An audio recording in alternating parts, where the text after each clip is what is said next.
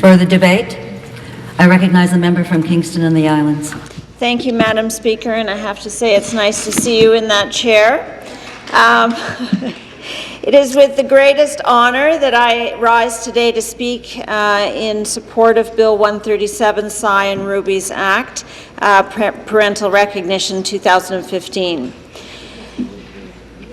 I would like to thank the member for Parkdale High Park for introducing it and for all of her hard work advocating for the LGBTQ community. This bill is an important conversation about one of the most personal and significant decisions that a person will ever make, to become a parent. I have 3 amazing daughters whom I love with all my heart, even in their teenage years, and who were such a large part of my decision to run as an MPP. I want to do my part to create a better, stronger, and more inclusive province for them. I was very happy to state my support for this bill last week on a social media, and I want to thank the many constituents from Kingston and the Islands who wrote to me and called my office in support of this bill. It is this type of belief in fairness and commitment to equality for all that I know and expect from my community.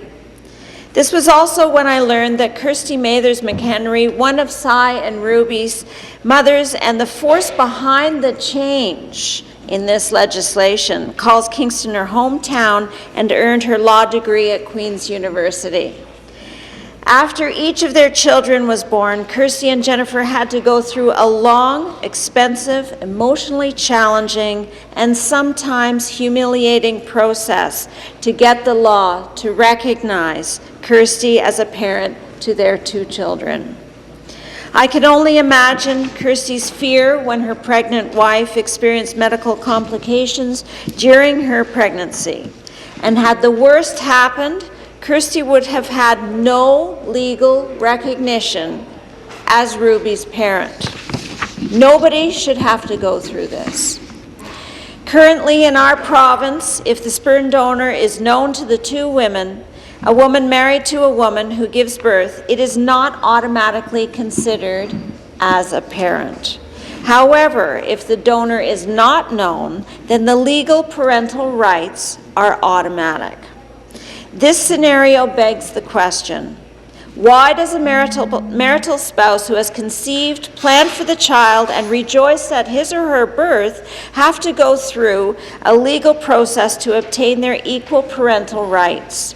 And in fact, if you just think about it, same-sex parents have a lot more planning to do than heterosexual parents.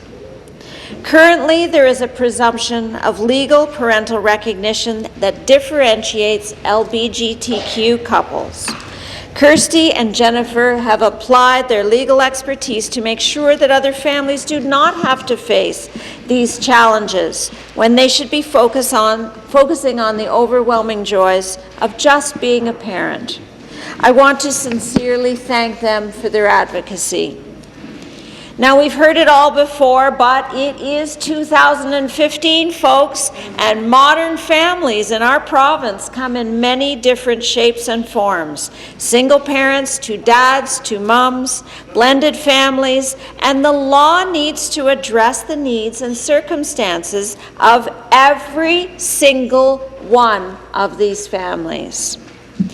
I wholeheartedly support underlying this bill, but I want to emphasize that any law reform in this area would need to consider all of the potential scenarios that can arise when assisted reproduction is used, including the use of surrogate mothers and multiple parents, while always promoting what is in the best interests of the children involved.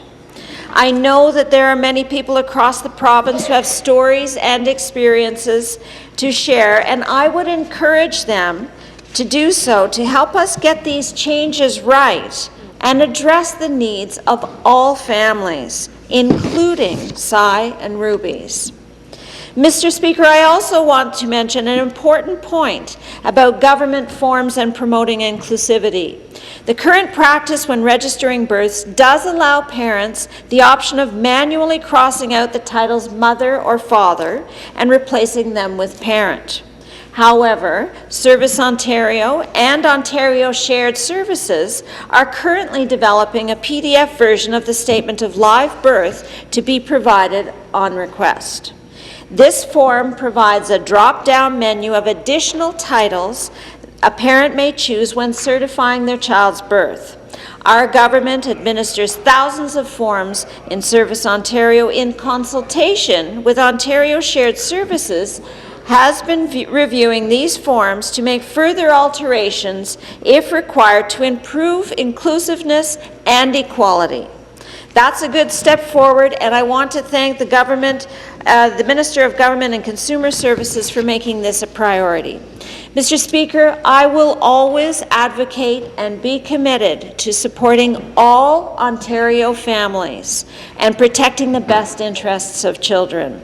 Ontario is well known for its equity laws and championing diversity and inclusion. We were among the first to legalize same-sex marriage more than a decade ago. It is time to build on this reputation and ensure that LGBTQ parents have equal legal parental rights. We are committed to working with the member opposite to carefully consider the impacts of these changes. Mr. Speaker, it is so imperative that we take the time to get this right and consider the implications of any changes we make so that other families do not have to go through this process that Kirsty and Jennifer did. I look forward to working from the member from Parkdale High Park to ensure that we do exactly that. Thank you. Merci beaucoup. Miigwech.